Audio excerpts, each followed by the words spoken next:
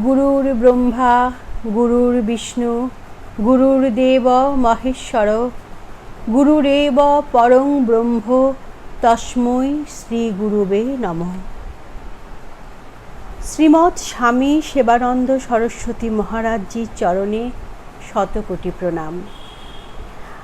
আমার গুরু সেবানন্দ সরস্বতী মহারাজ সেবানন্দের নিবেদন নামে একটি গ্রন্থ রচনা করেছেন। সেই গ্রন্থের চতুর্থ খণ্ডের গীতা পর্যালোচনাটি আমি আজকে পাঠ করে শোনাব। ওং নমো ভগবতে বাসুদেবায় নমঃ। গীতা ভারতবর্ষের প্রাচীন ধর্মগ্রন্থ। এই গ্রন্থ সম্বন্ধে কিছু জানা বা কিছু জানানো অতিশয় দুরূহ কাজ। পরম দয়াল শ্রী গুরুদেবের অসীম করুণা ছাড়া এই কাজ কোনো মতেই সম্ভব নয়। তাই প্রথমেই সর্বকালে সর্বশ্রেষ্ঠ রচয়িতা শ্রী শ্রী ব্যাসদেবের চরণে জানাই শতকোটি প্রণাম। তারপর জগৎগুরু শঙ্করাচার্যের কৃপা প্রার্থনা করি নিজ দীক্ষাগুরু শ্রীমৎ স্বামী ব্রহ্মানন্দজির আশীর্বাদ। মুকং করোতি বাচালং পঙ্গুং লঙ্ঘয়তি গিরিম যৎকৃপা তমহং বন্দে পরমানন্দ মাধবম। বোবাকে যিনি কথা বলাতে পারেন, পঙ্গু যাঁর কৃপায় গিরি লঙ্ঘন করিতে পারে, এই হেন পরম দয়াল মাধবের চরণ বন্দনা করি। দুর্লভ মনুষ্য জনম, এ হেন দুর্লভ জনম পাইয়া যাহারা নিজেকে চিনিতে পারিল না, তাহারাই প্রকৃত মূঢ় অর্থাৎ অজ্ঞানী। সারাটা জীবন আমার আমার করিয়া মরিল, কিন্তু একটি বারও আমিটাকে জানার চেষ্টা করিল না। এর চাইতে বড় অনুতাপ আর কি বা হইতে পারে। দেহতত্ত্ব না জানিলে মনস্তত্ত্ব জানা যায় না, মনস্তত্ত্ব না জানিলে আত্মতত্ত্ব জানা যাবে না। শাস্ত্রে লেখা আছে, পঞ্চভূতে গড়া এই দেহ, ক্ষিতি অপ তেজ মরুত ও বম, অর্থাৎ আকাশ বাতাস আগুন জল ও মাটি। প্রথমে শব্দ হইতে আকাশের সৃষ্টি, পরে শব্দের অর্ধাংশ এবং স্পর্শের অর্ধাংশ লইয়া বাতাসের সৃষ্টি, পরে শব্দ স্পর্শ মিলিয়ে অর্ধাংশ এবং রূপের অর্ধাংশ লইয়া অগ্নির সৃষ্টি, পরে শব্দ স্পর্শ রূপ মিলিয়ে অর্ধাংশ এবং রসের অর্ধাংশ লইয়া জলের সৃষ্টি, এবং শেষে শব্দ স্পর্শ রূপ রস মিলিয়ে অর্ধাংশ এবং গন্ধের অর্ধাংশ লইয়া মাটির সৃষ্টি হয়। ইহা হইল পৃথিবীর সৃষ্টিতত্ত্ব। আকাশ বাতাস আগুন জল মাটি মানবদেহ পঞ্চ শব্দকোষ গড়া, যথা অন্নময় কোষ, প্রাণময় কোষ, মনোময় কোষ, বিজ্ঞানময় কোষ ও আনন্দময় কোষ। ইহা ছাড়া দেহের মধ্যে আছে পঞ্চবায়ু, প্রাণ, অপান, সমান, উদান ও ব্যান।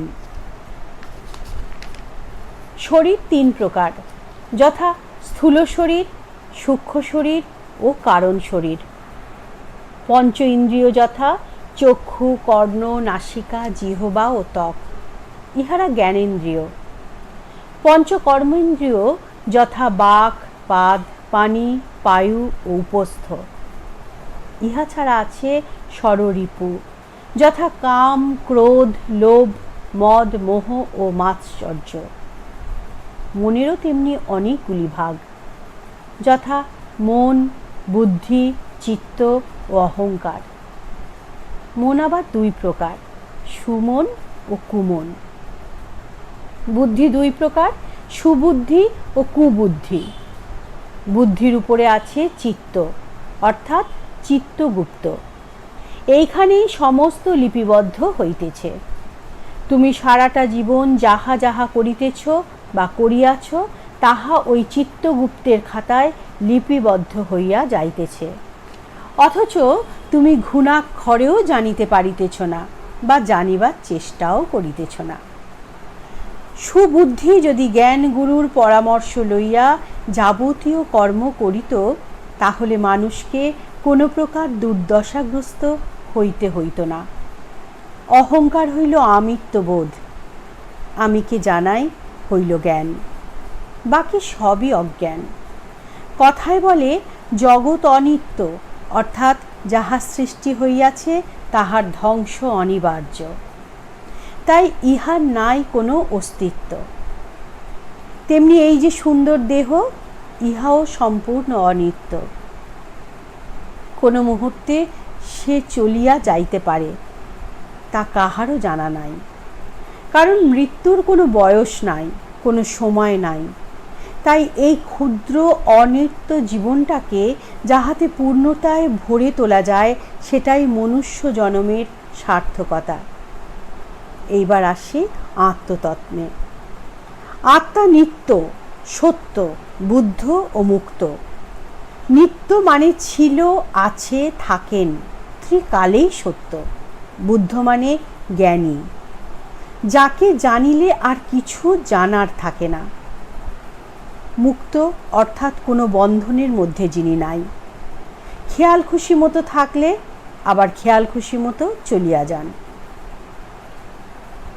গীতা হিন্দুদের পবিত্র ধর্মগ্রন্থ। আজ পর্যন্ত পৃথিবীর প্রায় 38টি ভাষায় গীতার ব্যাখ্যা হইয়াছে। পৃথিবীর বহু মনীষী ইহার আদর্শ অকপটে স্বীকার করিয়াছেন। কারো কারো মতে এটি খ্রিস্টের 2000 বৎসর পূর্বে লিপিবদ্ধ হইয়াছিল। স্বামী বিবেকানন্দ ইহাকে মানব জীবন দর্শন বা science of human development of possibilities বলিয়া ব্যাখ্যা করিয়াছেন। তাই এই ক্ষুদ্র গ্রন্থটিকে নিছক কাহিনী বলিয়া ধারণা করিলে মহা ভুল হইবে। গ্রন্থটিতে 18টি অধ্যায় আছে। প্রথম 6টি অধ্যায় জ্ঞানকাণ্ড, বিষাদ যোগ দ্বারা শুরু এবং মোক্ষ সন্ন্যাস যোগ দ্বারা শেষ। মানব জীবনে চলার পথে যাহা যাহা জ্ঞাত হওয়ার প্রয়োজন, সবই এই ক্ষুদ্র পুস্তিকাটিতে লিপিবদ্ধ আছে। তাই গীতার মতো অমূল্য গ্রন্থ পৃথিবীতে আর দ্বিতীয় নাই। নমস্কার, জয় গুরু।